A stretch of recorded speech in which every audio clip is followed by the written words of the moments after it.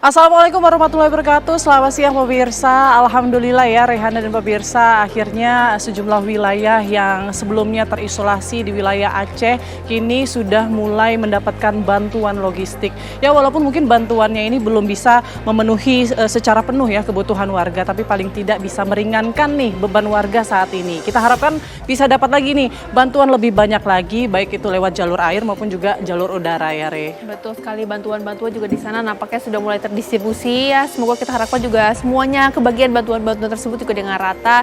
Dan kita juga tentunya doakan pemirsa untuk keluarga-keluarga, untuk kerabat, untuk teman-teman kita semua yang ada di sana. Semoga senantiasa diberikan perlindungan oleh Allah Subhanahu wa Ta'ala. Amin, tetap semangat ya. Semoga keadaan jadi lebih baik nih hari demi hari. Oke, kita juga nanti akan pantau ya bagaimana kondisi terkini di 3 wilayah di Sumatera, yaitu Aceh, Sumatera Utara, dan Sumatera Barat.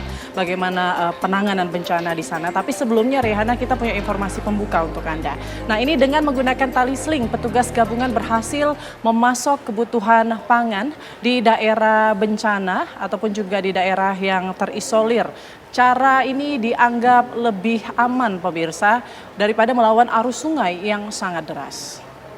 Ya, upaya petugas gabungan untuk memberikan pasokan pangan untuk warga korban banjir bandang di Beutong, Ateh, Banggalang, Kabupaten Nagan Raya Aceh terus dilakukan dengan berbagai cara. Setelah beberapa kali untuk menerobos sungai, petugas gagal untuk memberikan bantuan. Petugas gabungan tidak menyerah dan akhirnya berhasil mengirim bantuan pasokan pangan dengan cara mengirim melalui tali sling milik Basarnas. Adapun bantuan pasokan makanan tersebut diharapkan menjadi modal warga untuk sementara waktu sambil menunggu air surut sehingga seluruh korban banjir akan dievakuasi ke tempat yang lebih aman.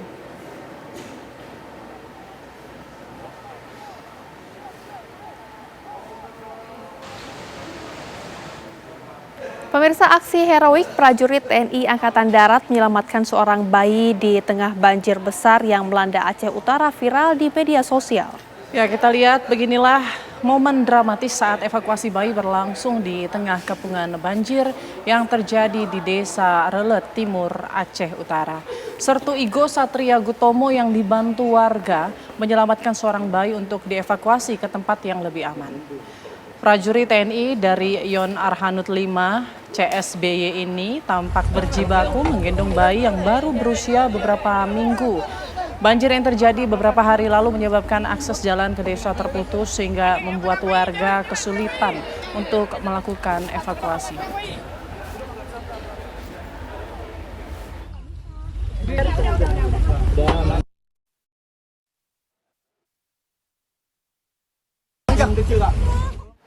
Satu pekan setelah dilanda banjir bandang di 10 kecamatan Kabupaten Aceh Tamiang Aceh, jalur transportasi akhirnya baru bisa diakses. Sebelumnya akibat banjir 206 warga mengungsi dan sebanyak 18 jiwa meninggal dunia. Beginilah pemirsa kondisi Kabupaten Aceh Tamiang Aceh usai dilanda banjir bandang pada pekan lalu. Air mulai berangsur surut sejak 2 hari lalu. Kabupaten Aceh Tamiang merupakan salah satu kabupaten yang terparah diterjang banjir bandang. Selain di daerah hulu, banjir juga merambah ke perkotaan daerah hilir dengan ketinggian mencapai 2 meter hingga 3 meter. 10 kecamatan di kabupaten tersebut terisolir selama 6 hari. Usai banjir surut, terlihat tumpukan sampah dan harta benda berserakan di jalan, terutama kendaraan roda 4 dan roda 2. Berdasarkan data dari bagian kehumasan pemerintah Aceh Tamiang, banjir masih terjadi di daerah hilir seperti di Kecamatan Sungai Yu dan Seruai.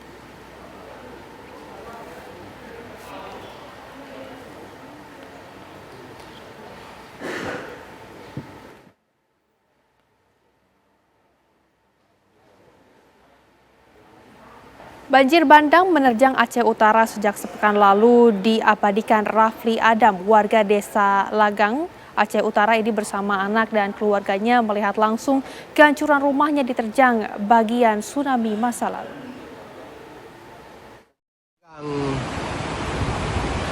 Dia bak rumah ulung dan rumah Suco yang baik keadaan.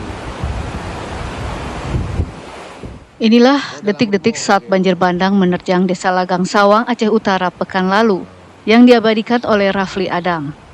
Derasnya air membuat Rafli dan keluarga tak bisa keluar dari desanya. Kat terjebak ayo. Mandu mengalami laut. Kan.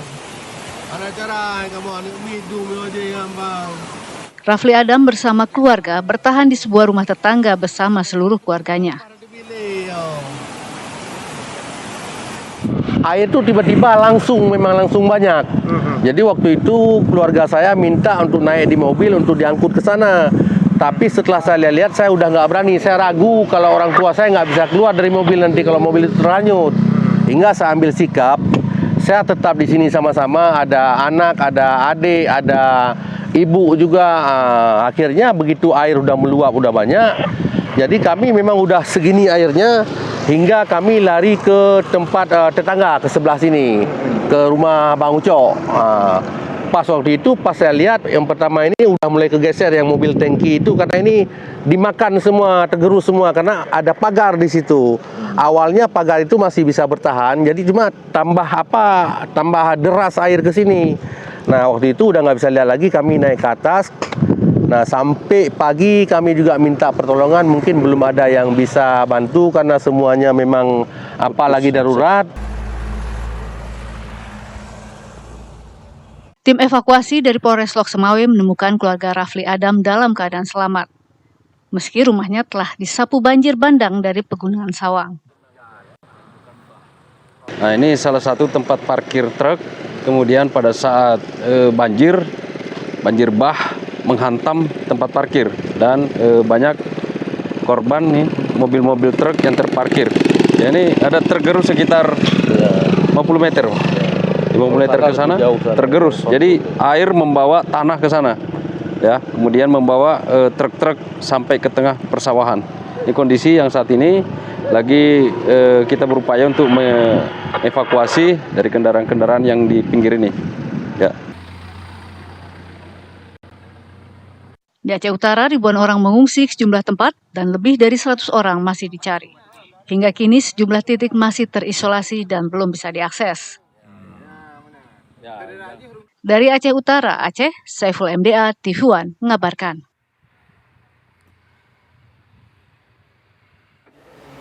Ratusan warga Takengon Aceh Tengah yang menjadi korban bencana banjir bandang dan tanah longsor menggeruduk kantor bupati setempat.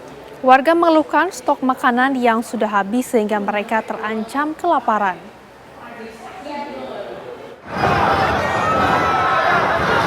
Ratusan warga Takengon Aceh Tengah melakukan aksi protes lantaran tidak meratanya bantuan makanan. Mereka ramai-ramai menyerbu kantor bupati untuk meminta bantuan beras. Aksi warga ini dilakukan karena stok makanan yang sudah habis sehingga mereka terancam kelaparan. Selain menuntut beras untuk dibawa ke posko pengungsian, warga juga mendesak pemerintah untuk segera menjamin ketersediaan gas LPG dan bahan bakar minyak yang sudah sangat langka. BM Pak Kang, itu masalah beras, kami belum makan dari beberapa hari, belum makan beras, nggak ada stok semua berasnya. Itu kejadiannya pas bencana ini Bu ya? Bencana. Untuk kabupaten gimana? Nggak mampu atau gimana? Kabupaten menanggapi dari Bupati baru kami di sini Pak. Kalau boleh sebut tolong bantu segera untuk Aceh Tengah. Beras saja untuk bantu kami Pak. Beras dulu untuk bantu sembako lah untuk kami Pak. Kalau bisa Presiden. Untuk meredakan situasi yang mulai memanas, Bupati Aceh Tengah Haili Yoga langsung menjumpai warganya dan berjanji akan berjuang sekuat tenaga untuk memenuhi permintaan warganya. Kami mengharapkan nanti kepada Bapak Presiden dan seluruh Menteri Pak Gubernur, inilah suara rakyat Aceh Tengah yang hari ini memang jalan terputus, semua sebab kekurangan, beras sudah habis, sangat menipis. Dan tadi masyarakat kita menyuarakan hatinya. Ada yang tidak dapat beras lagi, tidak makan. Mau balik ke daerahnya tidak memiliki BBM. Itulah suara mereka hari ini. Dengan kondisi saat ini, pemerintah Kabupaten Aceh Tengah tidak bisa berbuat banyak dan hanya berharap bantuan kepada pemerintah pusat. Dari Takengon Aceh Tengah Aceh, Khaidir Azhar, Rahmat Rizky, TV One mengabarkan. Yang disampaikan orang tua kita. Ya, dan untuk mengetahui kondisi terkini pasca banjir bandang sudah ada rekan Khaidir Azhar di Aceh Tengah dan Brilian Syaheran di Banda Aceh. Kita ke Brilian terlebih dahulu. Brilian, bagaimana kondisi terkini di Banda Aceh?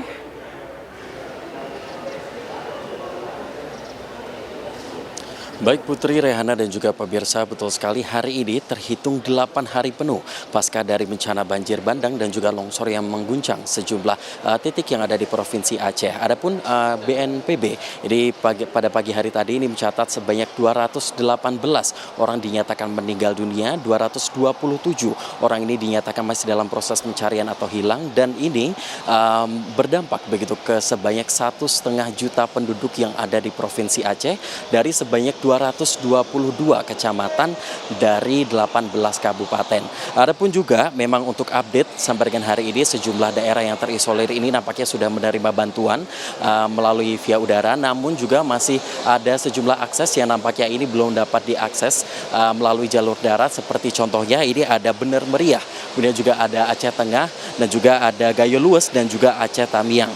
Ribuan desa di sejumlah kabupaten terdampak ini nampaknya masih membutuhkan akses terhadap air bersih, air minum, obat-obatan, listrik, hingga pemerataan jaringan dan juga terutama ini BBM yang nampaknya di mana ketika listrik ini tidak ada, para warga ini menggunakan genset, dan genset ini tentunya membutuhkan bahan bakar minyak dan ini menyebabkan begitu kelangkaan dari BBM. Adapun juga operasi modifikasi cuaca sampai dengan hari ini masih terus digencarkan begitu oleh BNPB bersama BMKG dan TNI Angkatan Udara. Meski demikian, ini sejumlah daerah ini masih tetap diguyur hujan ringan. Dan di Banda Aceh sendiri, dari tempat saya mengabarkan Putri, ini sudah 5 hari berturut-turut cuaca ini cerah.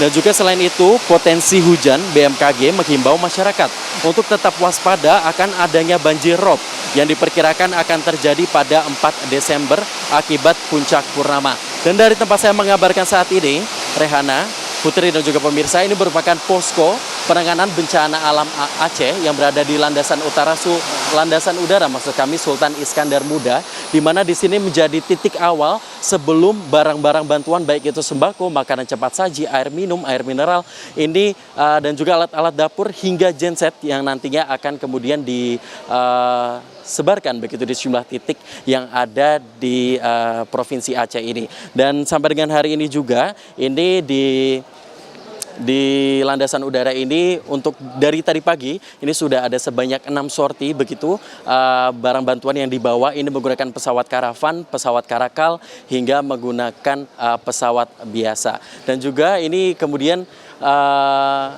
nantinya selain dari sini, ini nanti barang-barang juga ada yang dikirimkan juga melalui jalur laut yang nantinya ini akan berfokus kepada pesisir timur Lok Sumawe, Aceh Utara Timur, Langsa hingga Tamiang.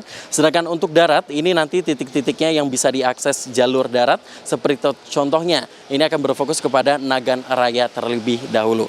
Untuk sementara demikian, Putri, Rehana, kembali ke Anda di studio. Baik, terima kasih Brilian atas laporan Anda, dan kita juga akan mengupdate informasi bagaimana situasi oleh Haidir yang sudah siap untuk mengabarkan untuk Anda. Haidir, bagaimana situasi di lokasi Anda? Apakah banjir dan juga longsor masih terjadi dan bagaimana penanganannya sejauh ini di sana? Riana dan Putri, bisa kita kabarkan kalau untuk hari ini cuaca mulai membaik dan tidak. Cuma material longsor yang hari ini belum bisa kita bahwa masyarakat Aceh Tengah sendiri sudah melakukan protes karena atas kelangkaan bahan makanan, kelangkaan BBM, kelangkaan gas LPG. Ini sebuah hal yang sudah membuat masyarakat resah sehingga mereka mempertanyakan kondisi ini, keadaan ini kepada bupati setempat untuk memperjelas status daerah di Aceh Tengah sendiri. Masyarakat meminta kepada bupati agar bisa menjamin pasokan makanan, bantuan makanan, pasokan BBM, pasokan LPG, karena hal ini sangat dibutuhkan dalam kehidupan kelanjutan sehari-hari selanjutnya. Nah, jika dalam beberapa hari ini pemerintah pusat beberapa provinsi tidak segera memasok dan menyalurkan bantuan ke Aceh Tengah, ini dikhawatirkan akan menjadi bencana yang sangat besar akan terjadi, di mana akan banyak masyarakat akan kelaparan, banyak masyarakat akan sakit, banyak masyarakat yang akan hidup dalam semakin sulit di masa bencana ini, Raina dan Putri. Iya, Haidir, untuk warga sendiri bagaimana kondisinya, kesehatannya mungkin, atau mungkin ketersediaan air bersih, obat-obatan di posko pengungsian bagaimana? Ya, seperti yang terjadi di posko di Kecamatan Bintang. Di situ ada 500 jiwa pengungsi. Yang hari ini sebagai belasan orang itu lansia dan anak-anak sudah mulai terserang penyakit seperti demam dan infeksi luka. Sedangkan obat-obatan hari ini sangat terbatas. Nah, mereka kebanyakan sekarang hanya pasrah dan sebagian telah dibawa ke Puskesmas Bintang untuk mendapatkan perawatan medis seala kadarnya. Selain itu juga berharap bagaimana masyarakat di wilayah Kecamatan Bintang ini meminta pemerintah pusat maupun provinsi segera menerobos jalan agar akses ke Kecamatan Bintang bisa dibuka. Karena di sana juga masih banyak warganya yang dilaporkan hilang. Sehingga saat ini ada 20 lebih masyarakat di Kecamatan Bintang ini dilaporkan hilang dari 1 pekan yang lalu dan sampai hari ini belum ditemukan, Putri dan Rian. Baik, Haidir, lantas bagaimana dengan cuaca di sana? Apakah akan ada potensi hujan di sore hingga malam hari nanti? Untuk saat ini sampai mungkin 2 hari ke depan BMKG belum memprediksikan dan cuaca masih sangat cerah, sangat baik. Sehingga hari ini dimanfaatkan oleh masyarakat bisa membersihkan lingkungan mereka ataupun rumah-rumah yang sudah tertimbun oleh longsoran, Putri dan Rian. Baik, Haidir mengabarkan langsung dari Aceh Tengah Aceh. Sebelumnya ada Brilian Syaheran dari Banda Aceh. Tetap jaga keselamatan dalam bertugas rekan-rekan. Pemirsa, akses jalan lintas Sumatera dari Kabupaten Tapanuli Tengah menuju Kabupaten Tapanuli Selatan yang sebelumnya lumpuh total akibat tertimbun material longsor kini mulai berangsur-angsur terbuka. Informasi selengkapnya sesaat lagi untuk Anda. Tetaplah bersama kami. Pemirsa, viral di media sosial seorang personil Bayangkari menyusui bayi berusia 1 bulan, anak pengungsi korban bencana alam di Tapanuli Selatan. Bayi mungil tersebut menangis karena ditinggal sang ibu ke lokasi evakuasi bencana.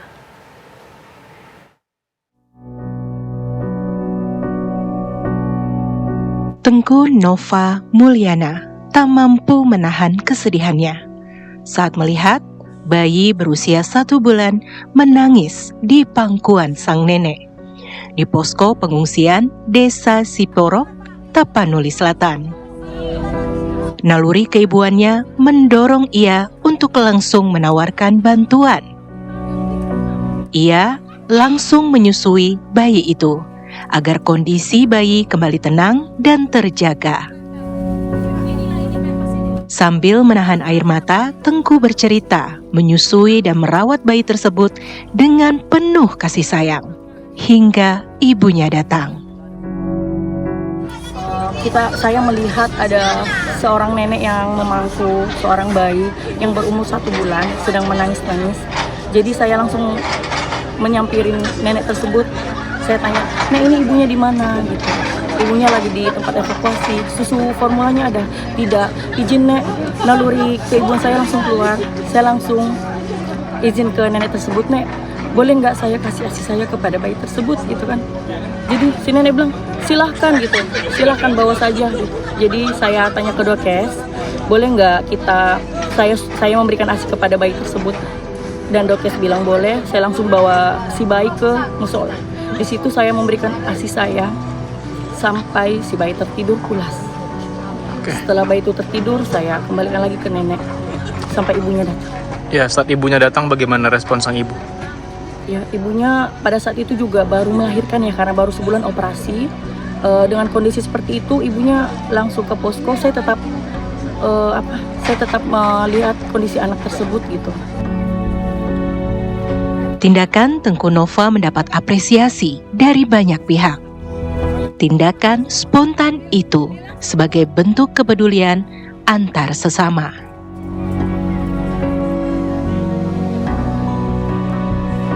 Dari Tapanuli Selatan, Sumatera Utara, Tim TV One mengabarkan.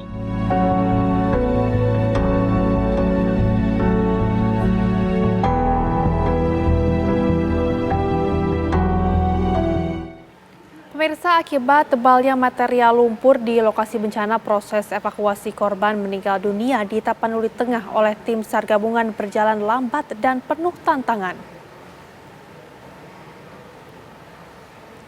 Tim SAR gabungan berjibaku mengevakuasi korban banjir bandang. Kondisi lumpur yang sangat tebal menghambat pergerakan dan memperlambat proses evakuasi. Sebelum mencapai lokasi, tim SAR gabungan menghadapi kendala besar, termasuk akses jalan yang terputus dan jembatan yang rusak. Akibat tidak dapat dilalui kendaraan, tim SAR harus melanjutkan perjalanan dengan berjalan kaki berjam-jam untuk mencapai daerah yang terdampak. Setelah tiba di lokasi, petugas menemukan sejumlah korban yang diduga terseret derasnya arus sungai. Kabupaten Tapanuli Tengah, Sumatera Utara menjadi salah satu daerah terparah terdampak banjir bandang dan tanah longsor. Hingga hari ke-7 bencana alam di Kabupaten Tapanuli Tengah, Sumatera Utara tercatat sudah 86 korban tewas ditemukan dan 508 korban luka-luka.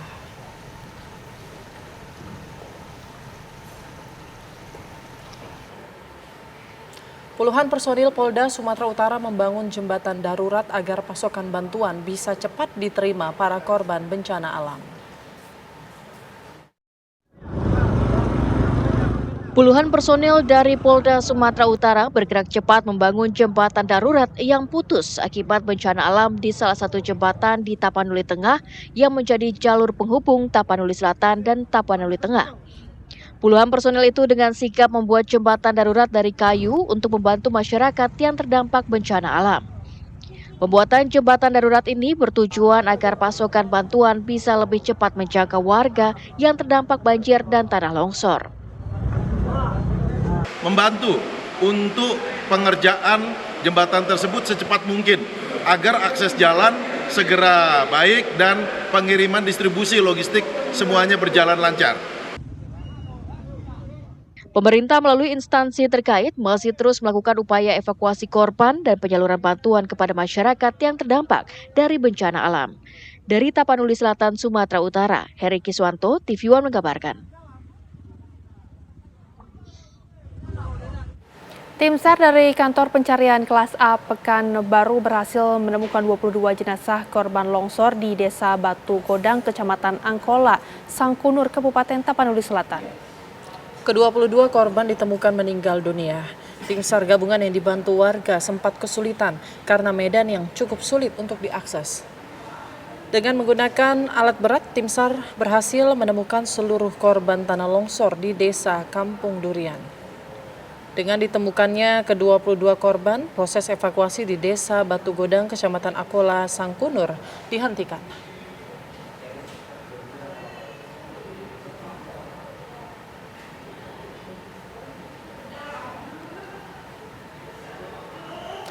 Akses jalan lintas Sumatera dari Kabupaten Tapanuli Tengah menuju Kabupaten Tapanuli Selatan yang sebelumnya lumpuh total akibat tertimbun material longsor, kini mulai berangsur terbuka.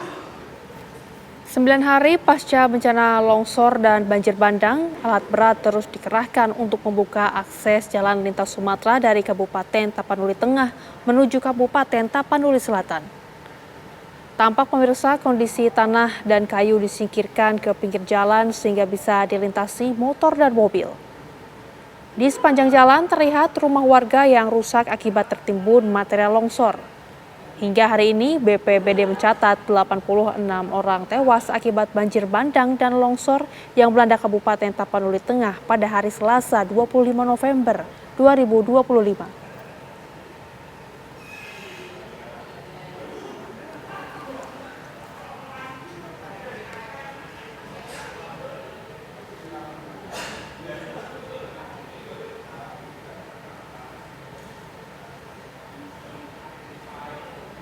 Ya pemirsa, masih dari bencana banjir di mana memang 9 hari pasca bencana longsor dan juga banjir bandang, alat berat ini terus dikerahkan untuk membuka akses jalan lintas Sumatera dari Kabupaten Tapanuli Tengah dan Kabupaten Tapanuli Selatan. Adapun memang pemirsa ini bencana banjir bandang yang terjadi di kabupaten tersebut sudah terjadi selama beberapa hari.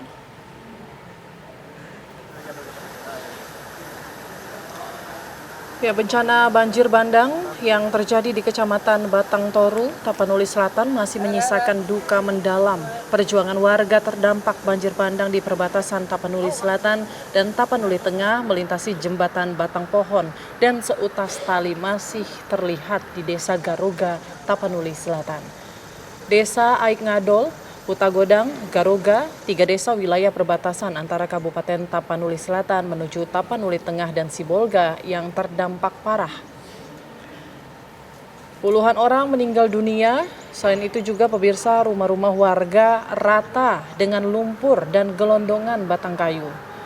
Dibantu personil Brimopolda Sumut, kini warga dari arah Tapanuli Tengah maupun Tapanuli Selatan yang sebelumnya terisolasi, kini sudah bisa menyeberangi aliran air yang cukup deras yang memutus jalan lintas Padang Sidempuan Sibolga melewati susunan batang pohon kayu yang berbahaya dengan berpegang pada seutas tali.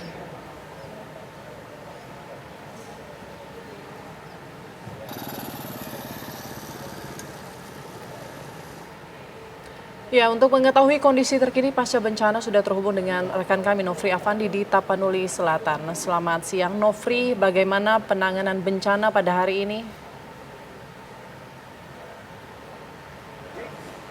Ya, selamat siang Rehana dan juga pemirsa. Saat ini tentunya alat berat masih terus bekerja untuk membersihkan material berupa gelondongan batang kayu serta tanah ataupun lumpur yang sudah menimbun perumahan ataupun pemukiman warga yang berada di Desa Garoga, Kecamatan Batang Toru, Tapanuli Selatan. Kami memperbarui informasi terkini mengenai data terbaru di mana di Tapanuli Selatan saat ini sudah ditemukan 79 orang meninggal dunia dengan total pengungsi sebanyak 5.366 orang. Ada sebanyak 279.974 orang ini dinyatakan terdampak akibat banjir bandang dan longsor yang terjadi di Tapanuli Selatan. Saat ini juga tim masih terus bekerja keras untuk mencari mayat korban yang berada di dalam timbunan lumpur maupun gelondongan batang kayu. Tadi juga kami melihat tim dari Detesmen K9 Anjing Pelacak masih terus berusaha mencari dugaan-dugaan titik di mana ada mayat korban tertimbun. Tadi kami melihat ada 2 titik yang sudah ditandai dan akan dilakukan pengerukan dengan alat berat untuk mencari apakah benar adanya mayat korban yang berada di dalam titik yang sudah dilacak oleh anjing pelacak dari Detesmen K9 ini. Dan saat ini memang kami melihat juga warga masih terus berdatangan dari wilayah tetangga, tepatnya di Tapanuli Tengah, dengan melewati jembatan sementara yang telah dibuat untuk melewati aliran air yang cukup deras yang memutus jalan Padang Sidempuan Sibolga. Distribusi logistik juga saat ini tengah tetap berlangsung. Sudah banyak sekali kami melihat bahan makanan yang tersedia di setiap posko-posko bantuan yang didirikan, baik itu dari posko yang dari Menteri SDM, kemudian dari Brimopolda Sumatera Utara maupun posko TNI, sehingga ini nanti akan siap untuk dibagikan kepada warga korban banjir bandang maupun longsor yang membutuhkan. Mengingat saat ini juga cuaca di Tapanuli Selatan sudah cerah begitu, panas terik, sehingga ini diharapkan dapat memudahkan alat berat untuk membersihkan material yang menutupi akses ataupun jalur yang berada di Desa Garoga untuk menuju ke Tapanuli Tengah. Kami mendapatkan informasi juga untuk wilayah yang sempat terisolasi yaitu Tapanuli Tengah dan Sibolga kini sudah bisa diakses dengan melewati jalur dari Muara Batang Toru, meskipun ini membutuhkan waktu yang cukup lama dibandingkan jika melewati jalur yang semestinya. Meskipun saat ini sudah dinyatakan tidak bisa dilalui dengan kendaraan karena terputus dan hanya bisa dilewati dengan tumpukan batang pohon kayu.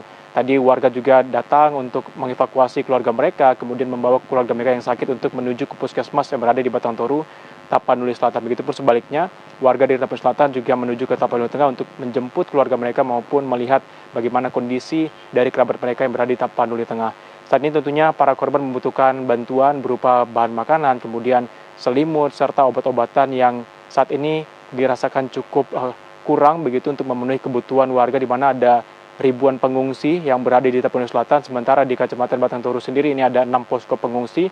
Di posko utama kami melihat di posko Batu Ula ini ada sebanyak 1000-an warga yang mengungsi di sana, meskipun tidak seluruhnya tidur di posko tersebut, namun ketika membutuhkan makanan ataupun minuman maka warga-warga akan datang kembali ke posko untuk makan bersama. Hiburan juga telah diberikan kepada para warga terdampak seperti anak-anak, seperti trauma healing. Tentunya ini sangat penting mengingat peristiwa mencekam yang terjadi pada Selasa kemarin ini cukup parah, dan bahkan anak-anak datang untuk melihat bekas rumah mereka yang sudah tidak ada lagi dan rata dengan lumpur dan tertutup gelondongan batang kayu yang cukup banyak ini. Demikian mungkin sementara itu dapat kami sampaikan. Saya kembalikan ke Putri dan Rehana di studio.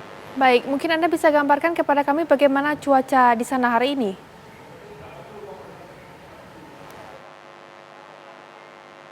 Ya, saat ini cuaca di Tapanuli Selatan sejak pagi tadi memang ataupun kemarin juga sudah sedikit sekali intensitas hujan, sehingga ini memudahkan alat berat maupun petugas gabungan yang tengah berusaha mencari mayat ataupun jenazah korban hilang yang mungkin diduga tertimbun di bawah gelondongan batang kayu ataupun material banjir bandang berupa lumpur ataupun tanah ini. dan alat berat juga ini sangat terbantu karena jika hujan kembali turun maka potensi banjir bandang ataupun banjir susulan ataupun kenaikan air ini juga akan dapat terjadi, sehingga dengan keringnya tanah-tanah tersebut akan mudah dikeruk dan juga memudahkan petugas yang mencari para korban dan juga warga yang tengah mengevakuasi keluarga mereka dari wilayah tetangga ini juga dapat dilakukan. Karena jika hujan kembali turun maka debit air di aliran air yang cukup deras yang memutus jalan lintas Pelabuhan Sibolga ini juga tidak bisa dilewati, mengingat jembatan batang kayu tersebut bisa jadi akan tenggelam juga dengan ketinggian air yang terjadi. Maka dengan panasnya cuaca pada hari ini diharapkan dapat membuat para petugas gabungan dapat bekerja dengan ekstra dan mengerahkan seluruh kekuatan untuk membuka akses yang terputus dan tertutup material banjir bandang dan juga memudahkan pencarian korban hilang yang saat ini tengah terus diupayakan oleh tim yang bertugas. Mungkin sementara itu dari Tapanuli Selatan. Saya kembalikan ke Rehana. Baik, Nofri Afandi mengabarkan langsung dari Tapanuli Selatan, Sumatera Utara. Tetap jaga keselamatan, Nofri. Pemirsa, hingga hari ke-6 pasca longsor dan banjir bandang di Kabupaten Agam, Sumatera Barat, ruas jalan utama Lubuk Basung Tinggi melewati Kelok 44 masih terputus. Informasi selengkapnya akan kami hadirkan usai jeda. Tetaplah bersama kami. Ya pemirsa, kalau tadi kita sudah perbarui informasi dari Tapanuli Selatan, sekarang kita akan menuju ke Tapanuli Tengah. Ada Syaren Situmorang di sana. Syaren, bagaimana situasi di Tapanuli Tengah saat ini? Apakah sudah membaik dibanding hari sebelumnya? Baik Putri dan Rayana di studio, dapat kami perbarui informasi dari Kabupaten Tapanuli Tengah, Sumatera Utara. Pasca banjir bandang dan longsor pada 25 November lalu, hari ini merupakan hari ke-9 dan pemerintah daerah bersama tim gabungan dengan mengerahkan kekuatan penuh ini konsentrasi untuk mencari para korban yang masih tertimbun dan kemudian konsentrasinya untuk mendistribusikan bantuan kemanusiaan atau logistik ke tempat-tempat yang memang sangat sulit untuk diakses seperti ke desa Sipange, kemudian juga Kalangan 2 dan di daerah Huraba. Ini merupakan desa yang terisolir yang memang sangat sulit untuk diakses oleh petugas gabungan untuk mendistribusikan pangan. Sementara dapat kami laporkan juga bahwa akses dari Kabupaten Tapanuli Tengah menuju Tapanuli Selatan saat ini memang seperti di layar kaca Anda saat ini dapat Anda lihat, akses ini sudah mulai terbuka. Tetapi memang jalan lintas Sumatera ini menuju Tapanuli Selatan belum bisa diakses. Itu informasi sementara yang bisa dapat kami sampaikan, Putri Rayana. Selain fasilitas umum seperti jalan yang sudah Anda sebutkan tadi, fasilitas apa saja di sana yang juga turut rusak dari adanya longsor dan juga banjir bandang? Iya, ini memang pemerintah daerah belum dapat mendata secara keseluruhan infrastruktur yang rusak. Namun secara kasat mata yang kami lihat di lokasi, inilah kemudian kenapa Kabupaten Tapanuli Tengah saat ini yang terisolasi, baik itu dari Kabupaten Tapanuli Utara menuju Kota Sibolga dan juga Kabupaten Tapanuli Tengah, karena banyaknya jalan yang amblas, kemudian juga ada beberapa jembatan menuju Tapanuli Selatan dari Kabupaten Tapanuli Tengah itu terputus, sehingga kemarin pihak Polri sudah membuat jembatan darurat ini untuk mempermudah akses masyarakat yang bisa dilalui sepeda motor, baik itu juga kendaraan kecil seperti mobil pribadi. Dan kami sampaikan juga bahwa hingga saat ini memang sulitnya air bersih diperoleh para pengungsi, sehingga ini pemerintah daerah sedang melakukan pencarian titik-titik air untuk kemudian dapat didistribusikan. Kemudian selain sulitnya air bersih, sarana air bersih juga ini kebutuhan rumah tangga lainnya cukup sulit diperoleh seperti tabung gas yang memang sangat langka, kemudian juga BBM juga sulit diperoleh di lapangan seperti itu, Putri. Syaren, mungkin bisa gambarkan pada kami juga bagaimana kondisi terparah banjir bandang dan juga longsor ini menimbun rumah warga. Apakah memang ada rumah-rumah yang bahkan rata sampai tanah atau seperti apa kondisi terparahnya? Ya, dapat kami sampaikan, memang kita sendiri di lapangan belum bisa untuk mengakses semuanya lokasi-lokasi banjir terparah. Karena bencana alam ini terjadi hampir di 73% atau katakanlah dari 20 kecamatan yang ada di Kabupaten Kapuas Tengah, hampir 73% itu terdampak banjir dan longsor. Ini terparah di Kecamatan Tuka.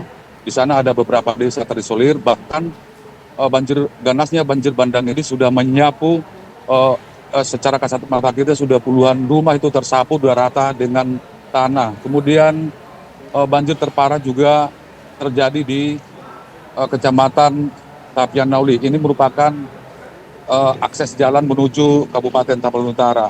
Selain juga jalan yang amblas di sana, rumah-rumah warga juga ikut terbawa amblas dengan longsoran tanah. Kemudian bencana terparah juga terjadi di Kecamatan Pandan. Di sini ada puluhan warga yang ditemukan tewas. Dari data yang kita peroleh sampai hari ini sudah 86 orang dinyatakan tewas dan sudah teridentifikasi. Baik, Syaren, terima kasih banyak atas laporan Anda langsung dan juga selamat kembali bertugas, jaga kesehatan dan juga keselamatan selalu di sana.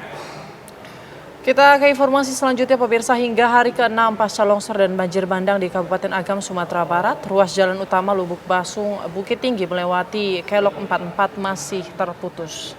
Sejumlah titik longsoran masih menimbun badan jalan sepanjang 100 meter serta membuat tikungan nyaris hilang. Warga yang mau melintas terpaksa melewati semak belukar dengan sudut kemiringan 30 derajat dengan dibantu warga setempat. Kondisi ini membuat jalan utama Lubuk Basung Bukit Tinggi terputus. Dibutuhkan alat berat untuk menyingkirkan material longsor karena tidak memungkinkan dilakukan secara manual.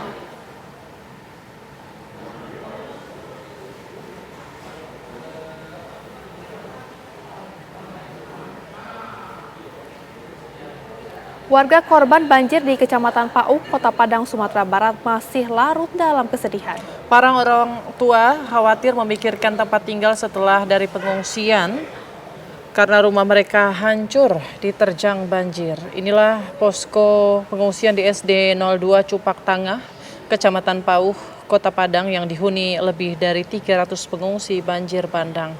Para pengungsi ini berasal dari Kelurahan Kapalo, Koto Gunuang Nago, dan Kelurahan Batu Buswak. Sudah 5 hari para korban banjir ini tidur di gedung sekolah. Para pengungsi terutama ibu-ibu dan orang tua mulai mengkhawatirkan bagaimana nasib mereka setelah ini. Mereka bingung kemana akan tinggal setelah dari pengungsian karena rumah mereka hancur tak bersisa. Sementara di pengungsian ini para korban menyebutkan untuk stok makanan sangat mencukupi, namun disayangkan pasokan mie instan terlalu banyak sehingga mereka khawatir terhadap kesehatan anak-anak mereka. Selain itu, air bersih juga menjadi kendala karena masih belum mencukupi.